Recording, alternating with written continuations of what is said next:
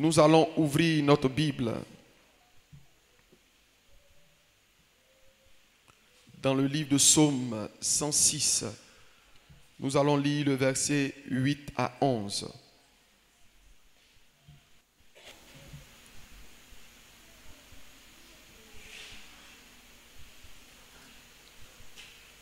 Psaume 106, verset 8 à 11. Mais il les sauva à cause de son nom pour manifester sa puissance. Il menaça la mer rouge et elle se dessécha. Et il les fit marcher à travers les abîmes comme dans un désert. Il les sauva de la main de celui qui les haïssait. Il les délivra de la main de l'ennemi. Verset 11. Les eaux couvrirent leurs adversaires. Il ne resta pas de ceux. Amen. Dis Amen à cette parole. Bien-aimé, ce passage que nous venons de lire est un passage de libération. Il s'agit tout simplement de la libération du peuple d'Israël depuis l'Égypte et face à la mer Rouge. Alléluia. Alors, voici un peuple qui est détesté par les Égyptiens. Voici un peuple qui est en horreur aux Égyptiens. Voici un peuple dont les Égyptiens ont de la haine pour eux et leurs enfants. Voici un peuple qui était sujet de toutes sortes de servitudes, de maltraitance. Voici un peuple qui était sujet de toutes sortes d'agressivité, de toutes sortes de colère. Un peuple que les Égyptiens avaient en dégoût. Ils étaient aux yeux des Égyptiens comme des herbes amères, alors qu'ils n'avaient aucune valeur. Ils étaient sujets de chagrin, sujets de tristesse. Ils étaient dégoûtants aux yeux des Égyptiens. Pourquoi ce peuple était dégoûtant? Ce n'est pas parce que ce peuple-là les injuriait, ce peuple était rebelle, mais ce peuple-là avait un caractère particulier. Et la réalité était que les Égyptiens avaient peur de ce peuple. Ils éprouvaient de la crainte pour ce peuple. Et donc ils mettaient tout en œuvre pour que ce peuple-là demeure dans la tristesse. Ce peuple-là demeure dans la servitude. Ce peuple-là demeure dans la honte. Ce peuple-là demeure dans l'humiliation. En réalité, c'est parce qu'ils avaient de la crainte pour ce peuple. Ils avaient peur de ce peuple. Ils connaissaient la force qui était cachée derrière ce peuple. Et comme s'il était question de les rendre aveugles, de les emmener à douter de ce qu'ils sont capables de faire, de les emmener à douter de ce qu'ils sont véritablement, et de leur faire croire qu'en réalité ce Dieu-là les a abandonnés. En réalité ce Dieu-là est incapable de les aider. Allaient chaque jour, chaque nuit, ils étaient sujets de toutes sortes de troubles, de toutes sortes de tourments, de toutes sortes de difficultés, jusqu'à ce qu'ils bénéficient de la grâce du Seigneur, qui va les faire sortir de la captivité, qui va les faire sortir de l'Égypte. Ils sortent donc de l'Égypte et ils empruntent le chemin de la terre que ce Dieu-là leur a promis. Mais comme toute attente, sur le chemin de la promesse, ils seront face réellement au désert.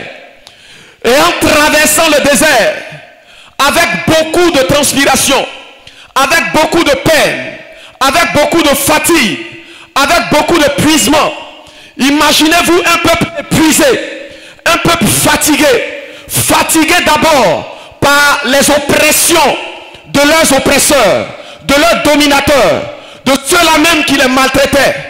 Et en plus de cela, ils marcheront dans le désert. Ils étaient épuisés. Et voici, pendant qu'ils espéraient que cette fois, c'était une libération totale, ils seront face à la mer Rouge. Dis à ton frère face à la mer Rouge. Ils seront donc face à la mer Rouge. Et bien aimés frères, il ne s'agit pas réellement d'une rivière.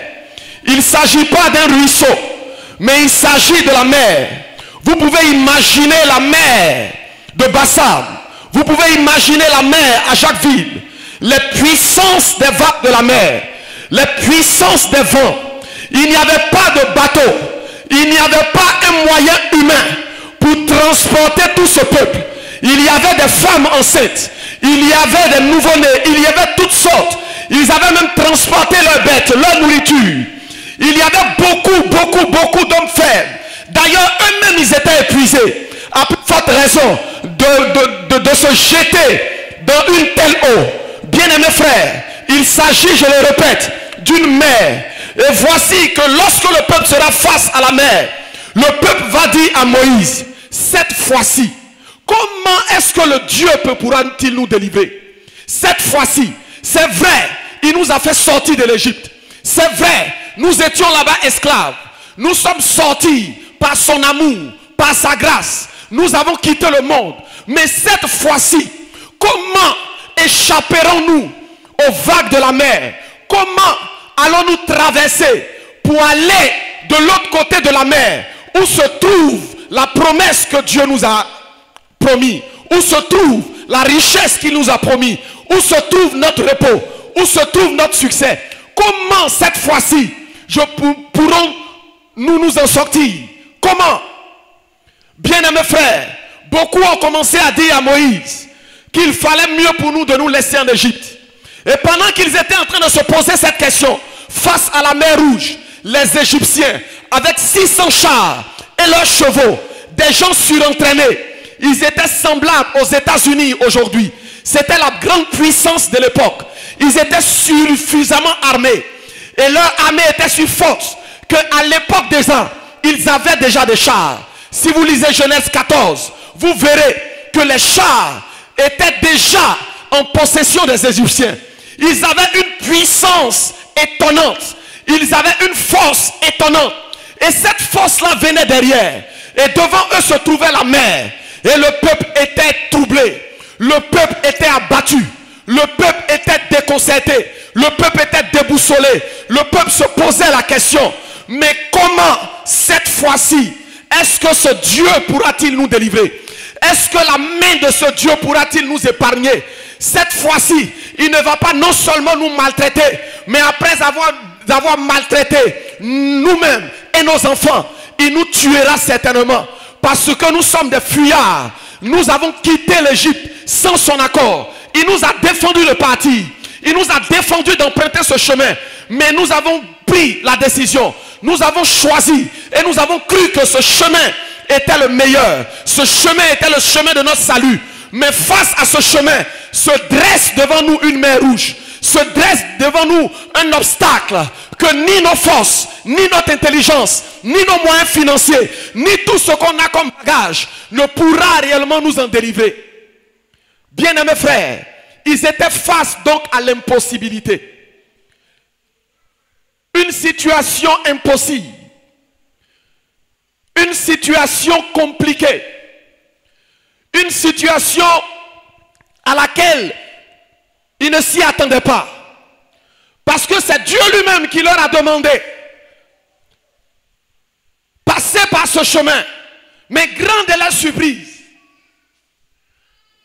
Remarquez que c'est ce Dieu-là qui leur a ouvert la porte de sortie. Et c'est ce même Dieu qui dit emprunter le chemin. Mais comment pouvons-nous emprunter un chemin où il n'y a pas de maître nageur? Et même s'il y en avait, à lui seul, il ne peut pas prendre tout un peuple sur son dos. Comment pourra-t-il? Avec leur tête était Moïse. Permettez-moi d'ouvrir une parenthèse. Un homme rejeté, abandonné par la société. Un homme même vomi à un moment donné par sa propre famille, va se trouver comme le leader de sa famille, le chef de sa famille. Une chose impensable, une chose impossible. Quelqu'un qu'on accusait de meurtrier, quelqu'un qu'on accusait de fuyard, quelqu'un qu'on accusait de criminel, c'est lui qui sera au devant de nous. Est-ce qu'il n'est pas en train de nous conduire encore comme il a tué l'Égyptien? Et à cause de lui, on a tous ces problèmes. Mais Moïse était calme. Moïse était silencieux. Et il entraînait toujours le peuple sur le chemin de la terre promise. Bien-aimés frères, voici, la situation devient encore compliquée. Pendant qu'il croyait que c'était le repos, pendant qu'il croyait que tout était fini, pendant qu'il croyait que cette fois-ci, il y a un lieu où se trouve le lait et le miel, nous irons témoigner des bontés de la grâce de Dieu. Ils seront confrontés à la mer Rouge. Bien-aimés frères, c'est quoi un cas impossible? C'est une situation déplaisante. Cette situation n'était pas un plaisir pour eux. C'est une situation, bien-aimés frères, devant laquelle toutes tes tentatives, tous tes efforts, que ce soit au niveau intellectuel, que ce soit au niveau matériel, que ce soit au niveau financier, tous tes efforts n'ont été que peine perdue. Moïse ne pouvait rien faire. Il ne pouvait pas dire au peuple, jetez-vous dans la mer.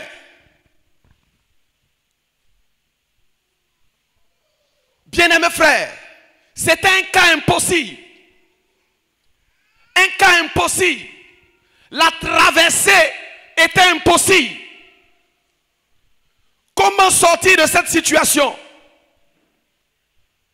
Comment?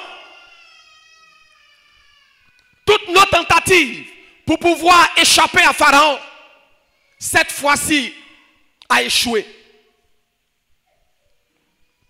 Tous nos efforts pour échapper à Pharaon, cette fois, ont échoué. Nous sommes face à la mer Rouge. Bien-aimés frères, avant de continuer, la perception que tu as de la situation que tu traverses, les regards que tu as de la situation que tu traverses, peut activer ta foi ou peut tuer ta foi. L'idée que tu te fais, la pensée que tu te fais face à la situation que tu traverses peut mettre ta foi en marche ou peut tuer ta foi. Bien-aimés frères, Moïse a vu une situation naturelle. Il était face à un cas difficile. Mais il avait gardé la foi en Dieu. Il savait que la mer était une des forces de la nature. Il savait qu'elle faisait partie des puissances de la nature. Mais il savait aussi que face à cette loi naturelle, il y avait une loi surnaturelle qui existait. Il ne s'est pas limité à ce que ses sens pouvaient lui montrer. La contradiction que ses sens imposaient à sa vie. Ses sens lui disaient que cette fois, tu as été un instrument. Mais cette fois, toi et le peuple, vous n'échapperez pas. Quand il regarde l'étendue de la mer, ses yeux et son intelligence lui disent, c'est une chose impossible. Quand il essaie de faire ses calculs, sa raison lui dit, c'est une chose impossible. Tu ne peux pas t'en sortir. Il était face à une situation naturelle qui s'imposait. Et même si des moyens naturels étaient donnés, ce n'est pas sûr que tout le peuple pouvait s'en sortir. Parce qu'il fallait du temps pour remplir certainement la barque ou le moyen de la traverser. Entre-temps, des chars, des chevaux viennent à toute vitesse derrière leur dos. Au devant d'eux, il n'y avait plus d'issue. Derrière eux, il n'y avait plus d'issue. À gauche, c'est le désert. À droite, c'est le désert. Il y a une seule voie par laquelle il convient de passer. C'est de traverser la mer Rouge. Parce que Canaan se trouve de l'autre côté, pas en arrière. Il ne pouvait plus faire marche arrière. Parce que s'il faisait marche arrière, il tomberait dans les mains des Égyptiens. Il serait mort. Bien-aimés frères, je veux d'abord souligner ce que la Bible présente comme cas impossible, comme situation impossible. Retiens que c'est une situation au devant de laquelle ton intelligence, ta raison, ton argent, tes amis, tes connaissances, ta famille ne peut plus rien faire. Ne peut plus rien faire. Bien-aimés frères, lorsque nous parlons d'impossibilité, c'est que derrière cette situation se cache une résistance. Toutefois qu'on parlera d'impossibilité. Retenez dans le domaine de la délivrance que derrière cette situation se cache une résistance. Derrière cette situation difficile se cache une force, se cache une présence, se cache une autorité. Et derrière eux se cachait Pharaon, un esprit humain. Et il venait à toute vitesse. Pharaon savait, dans son programme et dans ses calculs, que ce peuple-là n'ira pas loin. Derrière cette mer rouge se cachait Pharaon. Bien-aimés frères, tu ne peux pas maîtriser une situation. Tu ne peux pas dominer une situation si tu n'as pas suffisamment d'informations sur cette situation. Tu ne peux pas contrôler une situation dont tu n'as pas d'informations. Aucun médecin ne peut traiter une maladie sans avoir posé un diagnostic, sans avoir fait une analyse, ni un examen. Aucun médecin. Il risque, en te prescrivant les comprimés, à te tuer. Derrière cette situation se cachait une présence. Bien-aimés, ce soir, chacun de nous est face à une mer rouge. La mer rouge qui était contre, qui s'opposait à la terre promise des enfants de Dieu. La terre promise, c'est ton succès, c'est ta réussite, c'est ta joie, c'est ta satisfaction. Mais face à cela se trouve une barrière, se trouve une forteresse. Et c'est à chacun d'identifier cette forteresse. Au temps du peuple Israël, la forteresse était une mer rouge, un esprit des eaux, pas des moindres, une force de la nature. Et ils étaient face à cela. Ils ne pouvaient pas traverser. C'était compliqué. Bien-aimés frères, quelle est la situation à laquelle tu fais face? Tu fais face à quelle situation qui se présente au devant de toi comme une mer rouge? Tu as essayé par ton intelligence. Tu as essayé par tes calculs. Tu as sollicité de l'aide, des conseils à gauche et à droite. Mais la situation demeure déplaisante. Bien-aimés frères, quand nous parlons également de cas impossibles, ce n'est pas parce que nous n'avons pas prié. Ce n'est pas parce que nous n'avons pas jeûné. Chaque jour nous prions. Il nous arrive de prendre des moments de jeûne. Alors le problème n'est pas le jeûne ni la prière. Mais le problème, c'est tout simplement parce qu'il n'y a pas encore suite à ta réponse. Il n'y a pas encore suite favorable à tes prières. C'est ce qui rend le sujet impossible. Sinon tu pries, mais il n'y a pas de suite favorable. Sinon tu pries, mais il n'y a pas d'exaucement. Ce n'est pas parce que tu ne pries pas. Mais il n'y a pas de suite favorable. C'est pourquoi nous parlons de cas impossibles. Ils ont bénéficié de la grâce pour quitter l'Égypte. Tu as été sauvé par amour.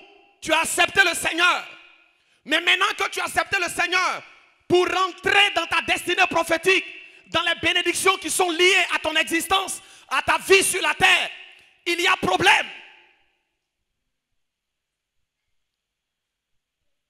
Tu es face à une réalité. Je parle à quelqu'un qui n'est pas satisfait de sa condition, une femme qui n'est pas satisfaite de sa situation, dont la situation est déplaisante, qui malgré les efforts, rien ne bouge, rien ne va. Tu es face à la mer Rouge. Bien-aimés frères, voici un peuple abandonné, rejeté, pour qui les gens ont du dégoût. Mais laissez-moi vous dire, en réalité, ce peuple inspirait la crainte. Ce peuple inspirait la peur. Pharaon savait que si ce peuple se levait, ce peuple finirait par les dominer. Alors comment les faire endormir? Comment leur faire croire que leur Dieu n'est pas avec eux? Bien-aimés, nous demandons l'aide de Dieu. Nous demandons le secours de Dieu. Nous voulons que Dieu rende impossible les choses impossibles dans notre vie. Mais nous manquons d'autorité. Nous n'avons pas le niveau d'autorité face aux défis, face à la situation. Au milieu du peuple, plusieurs n'avaient pas le niveau d'autorité pour affronter la mer Rouge. Ils ont commencé à murmurer contre Moïse. Toutefois, que tu seras face à un défi et que tu n'auras pas le niveau d'autorité, le niveau de grâce, le niveau d'onction, le niveau de persévérance, le niveau d'obéissance, tu ne pourras jamais voir la possibilité de Dieu. Sortir de l'Égypte était un niveau, mais traverser la mer Rouge était un autre niveau. Je répète, sortir de l'Égypte était un niveau. Accepter Jésus-Christ, c'est un niveau qui t'introduit dans la famille de Dieu. Mais vivre les promesses de Dieu chaque jour de ta vie, c'est un niveau carrément différent. Il ne s'agit pas seulement d'avoir la foi, mais il faut avoir ce qu'on appelle les ingrédients de la foi, c'est-à-dire précisément la confiance, la persévérance, l'endurance.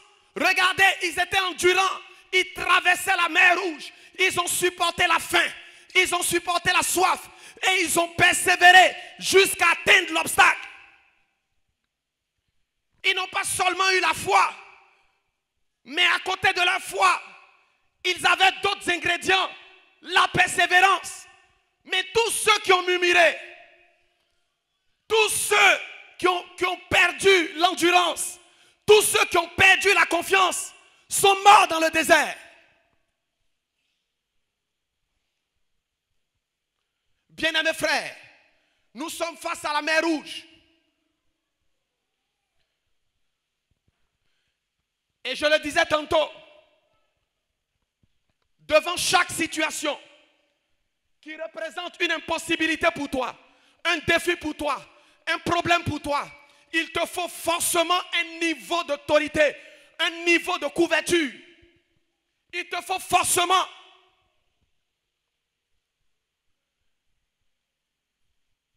bien-aimés frères, détrompez-vous. Si vous croyez que le salut est gratuit, comme beaucoup essaient de nous faire croire, pour que Jésus-Christ nous donne le salut, il a fallu que le Fils de l'homme dans sa chair aille à la croix. Il a fallu qu'il meure, qu'il accepte la souffrance, qu'il meure. Il ne s'est pas assis et puis le salut est venu. Il ne s'est pas couché et le salut est venu, non. Il n'est pas né et le salut est venu, non.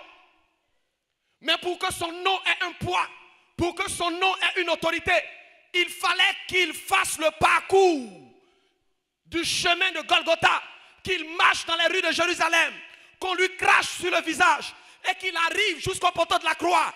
Jusqu'à cela, il a dit tout est accompli. Étant à terre, il n'a pas dit tout est accompli. Pendant qu'il marchait, il n'a pas dit tout est accompli.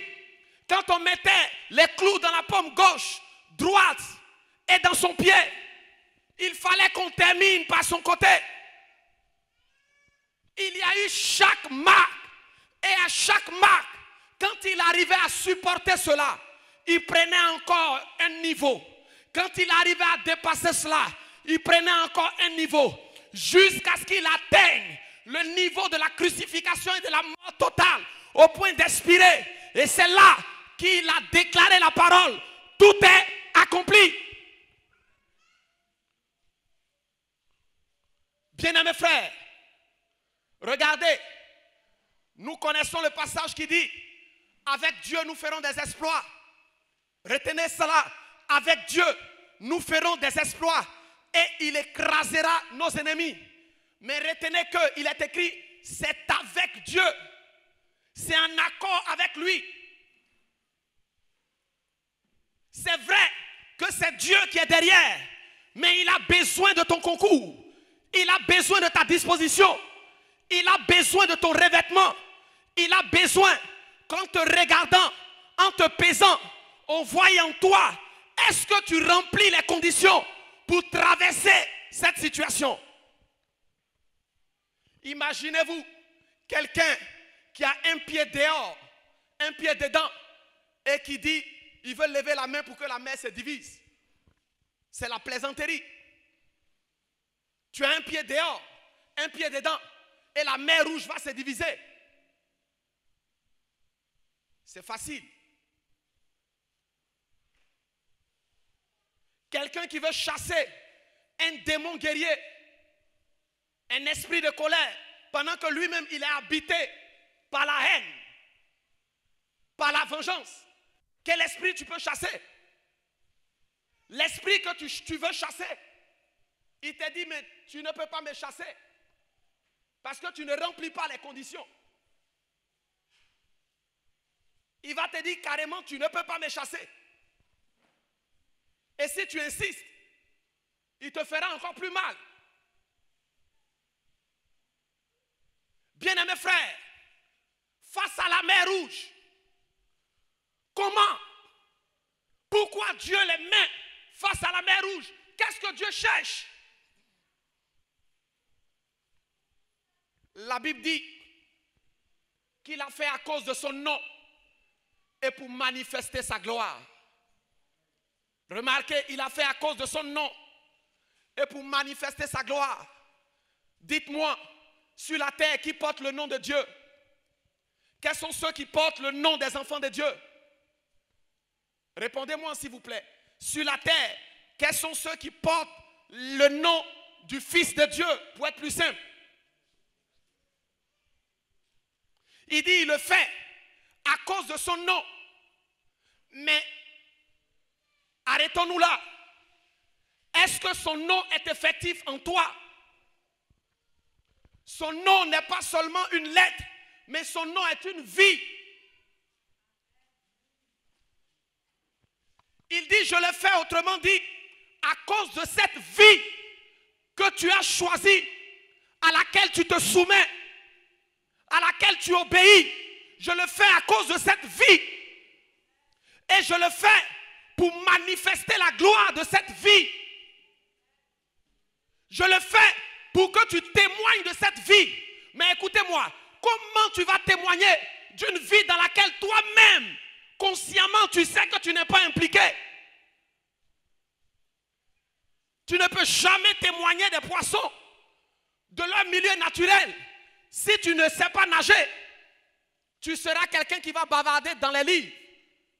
Mais ceux qui sont rentrés dans la mer, ils sont des témoins oculaires. Ils connaissent la température du froid. Ils connaissent combien de fois c'est difficile de retenir sa respiration. Ils connaissent les crampes dues aux forces de la mer. Ils connaissent la profondeur.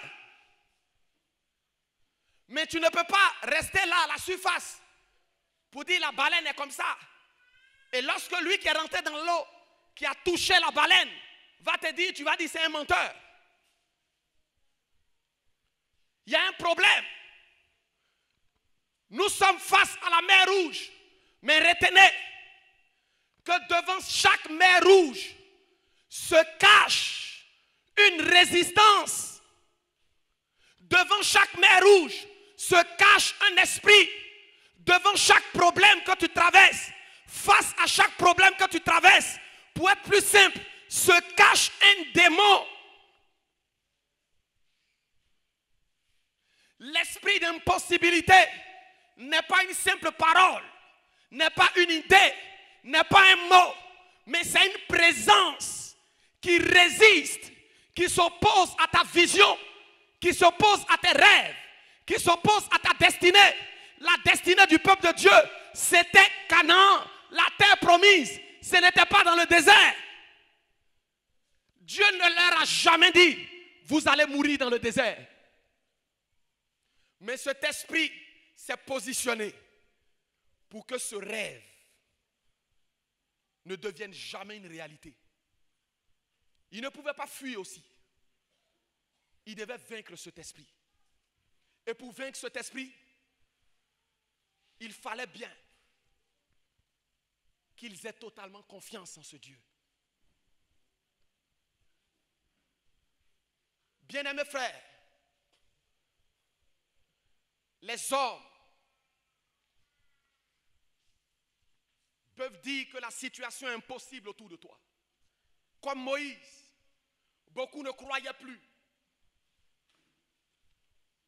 La loi de la nature, les conditions, les situations, quand toi-même tu regardes l'âge, tu regardes la pression, tu regardes la situation, tu fais toutes sortes de calculs, tu vois que ça, ce n'est pas possible. Mais laisse-moi te dire, il y a une loi qui défie la loi de la nature. Et cette loi a été donnée pour toi, enfant de Dieu. Je veux que tu saches que face à la mer Rouge, il y a de l'espoir. Face à la mer Rouge, face à la situation que tu vis, face aux problèmes que tu traverses, il y a de l'espoir. C'est la première chose que tu dois mettre dans ta tête. Si tu perds l'espoir, il n'y a pas de miracle pour toi. Parce que c'est ton espérance qui te connecte à la puissance de Dieu, qui te connecte au surnaturel, qui permet à Dieu d'agir dans ta vie, qui permet au ciel de t'identifier, qui permet aux anges de pouvoir se rapprocher. C'est l'espoir que tu as. Ta façon de voir le problème, ta façon d'apprécier le problème, ta façon de regarder les émotions que tu as, les sentiments que tu as face aux problèmes qui se présentent. Est-ce que tu es troublé? Est-ce que tu es paniqué?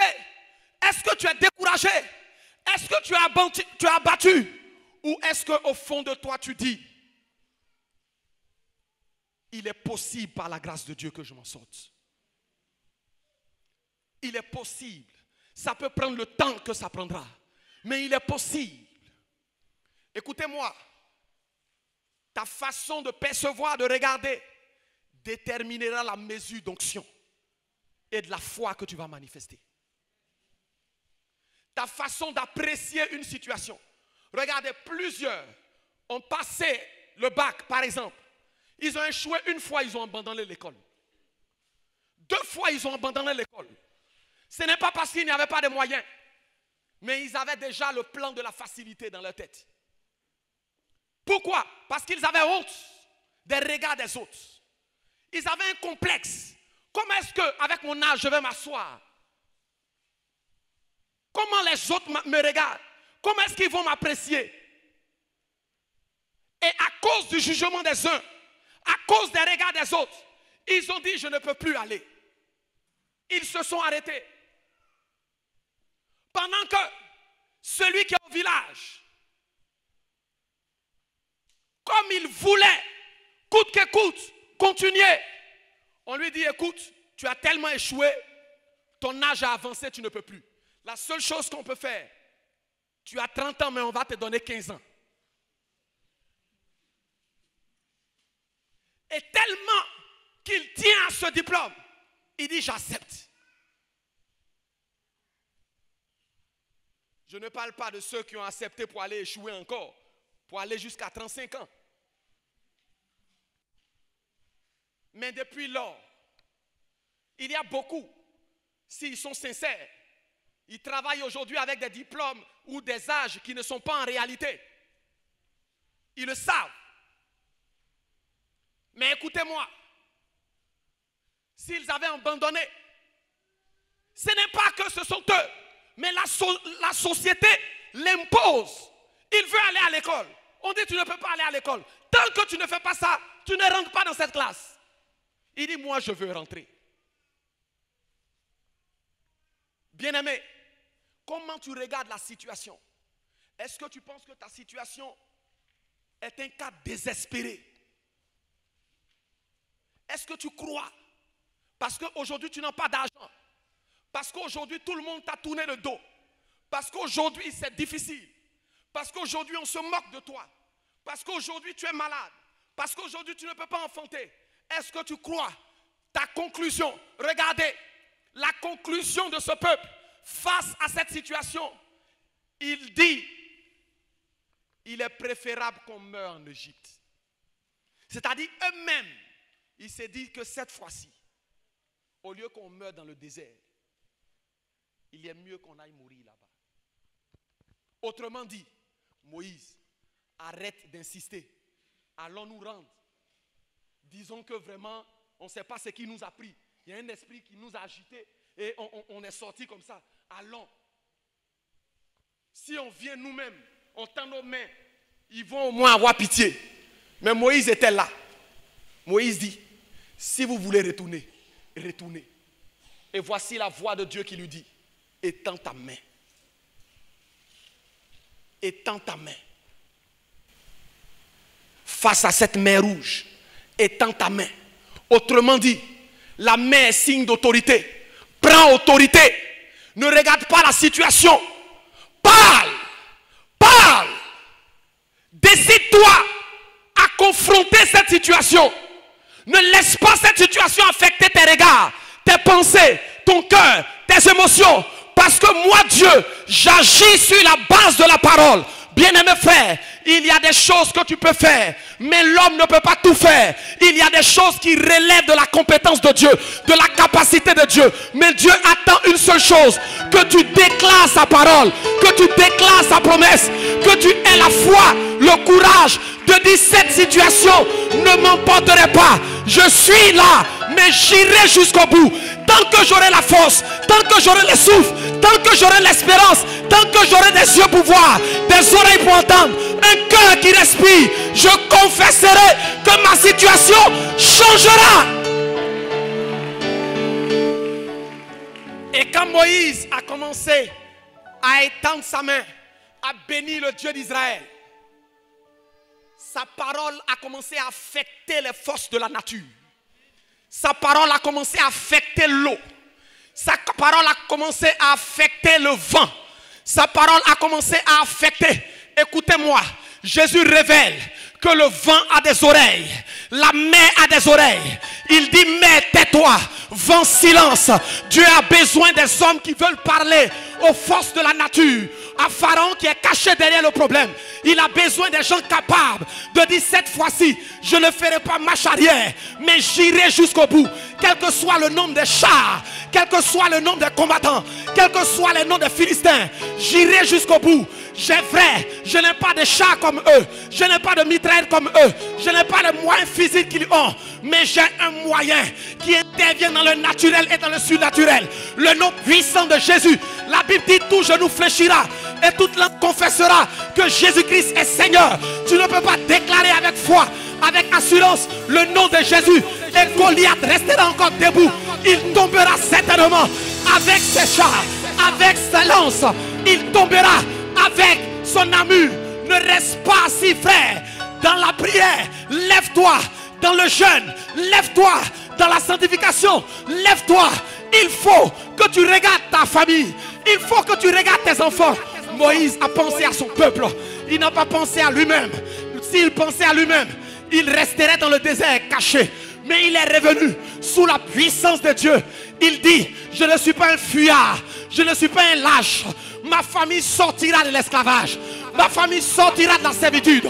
Ma famille sortira de l'abaissement. Ma famille sortira de la honte. Ma famille sortira de l'humiliation.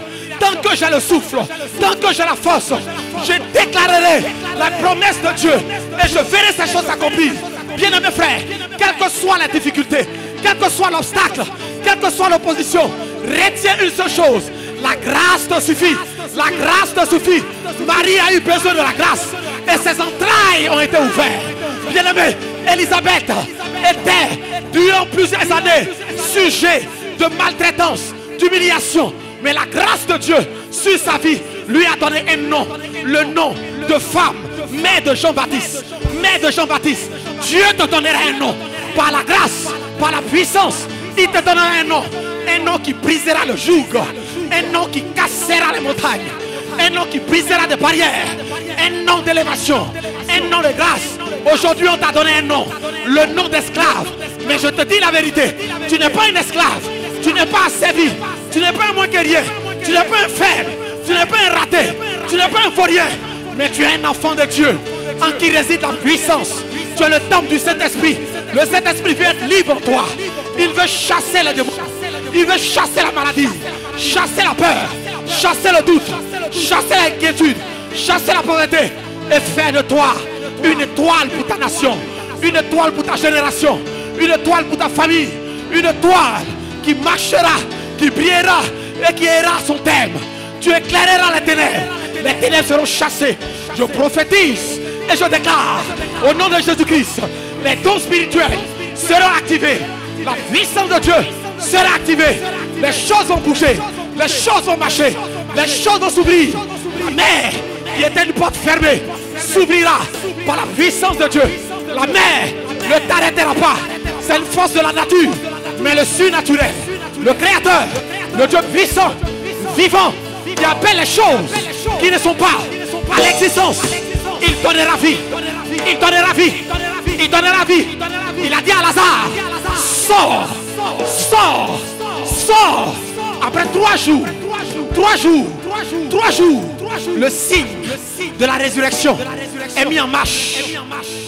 Maracosa, une rechata.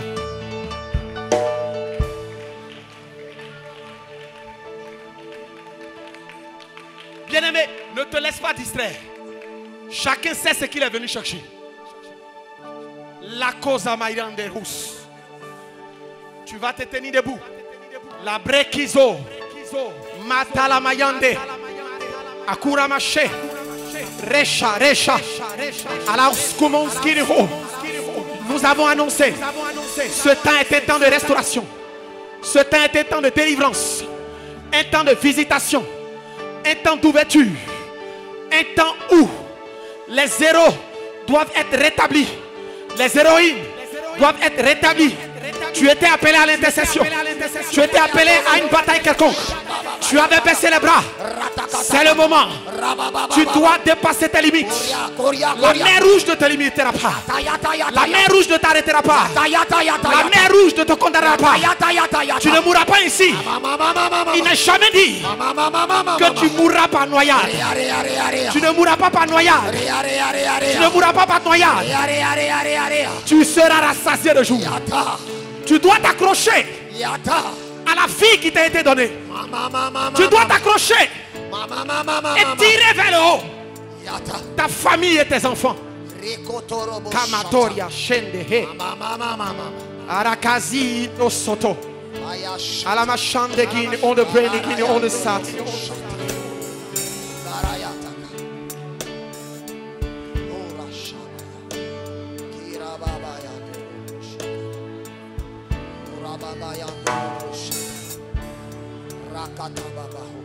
Aïe aïe aïe aïe aïe. Dieu les a arrêtés devant la mer parce qu'ils ne devaient pas rentrer dans les chaînes avec Canaan. Tu ne peux pas rentrer dans les chaînes dans la terre promise. Les chaînes aux pieds doivent être cassées. Les chaînes aux mains doivent être cassées. Tu ne dois pas rentrer comme un voleur, comme un fuyard, mais tu dois rentrer comme un vainqueur. Tu dois rentrer comme un vainqueur, pas comme un lâche.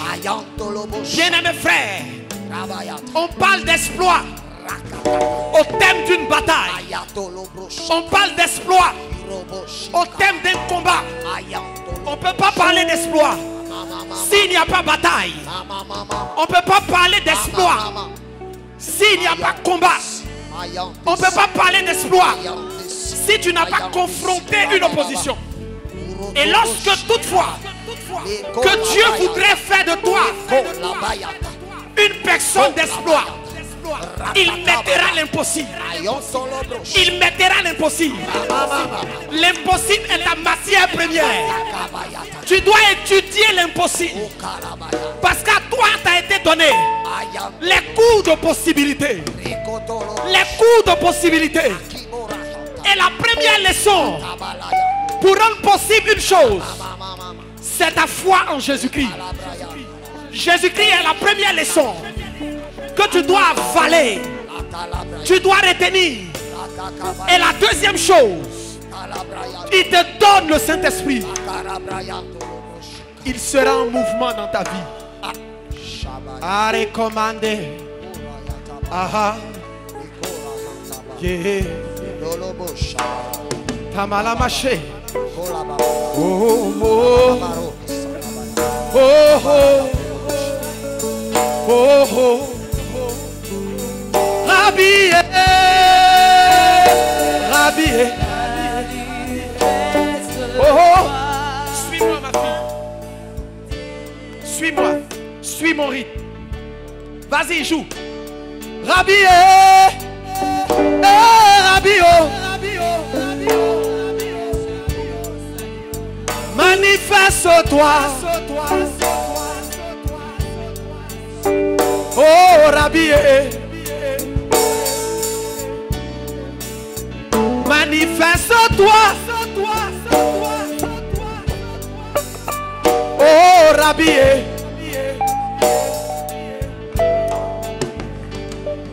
c'est le moment que Dieu a choisi de parler.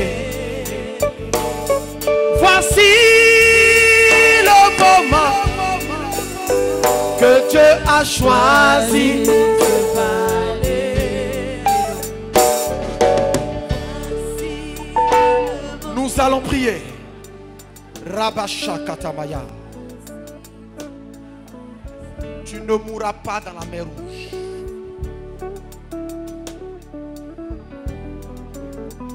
La peur de la mer Rouge doit te libérer. Tu es le temple du Saint-Esprit. Tu es le temple du Saint-Esprit. Tu es le temple du Saint-Esprit. Tu es le temple du Saint-Esprit. La mer Rouge est un esprit de destruction. Tu vas dire à Dieu, Père, que tout esprit de peur et de destruction, que tout esprit de peur et de destruction libère ma vie. Libère ma vie. Libère ma vie. Libère ma vie. Commence à prier le Seigneur au nom de Jésus. Au nom de Jésus. La force que tu mets dans la prière tout esprit de peur détermine le feu qui t'accompagne. Et de destruction. Détermine le feu qui t'accompagne. Commence à libérer ma vie. Commence à libérer ma vie. Faut dire toi esprit de destruction. Toi esprit de destruction. Au nom de Jésus, sors. Au nom de Jésus, sors. Je te commande. Je te commande. Sors de ma vie. Sors de ma vie. Prie-le. Au nom de Jésus. Je te chasse. Je te chasse. Je te chasse. Ton nom est destruction. Toi qui veux détruire mon ministère. Tu veux qui veut détruire détruire mon ma ministère. santé, Tu veux qui veut détruire ma détruire mes santé. talents. Tu veux détruire mes Je talents. t'attaque ce Je soir. t'attaque ce soir. Au nom de Jésus. Au nom de Jésus. Au nom de Jésus. Au nom de Jésus. Au nom de Jésus. Au nom de Jésus. Destruction financière. Destruction financière. Matérielle. Matériel. Sauter. Sauter. Sauter. Sauter. Destruction. Destruction. Émotionnelle. Émotionnelle. Sauter. Sauter. Destruction. Destruction. De mon foyer. De mon foyer. De mes enfants. De mes enfants. De ma paix. De ma terre. De ma joie. De ma joie. Sauter.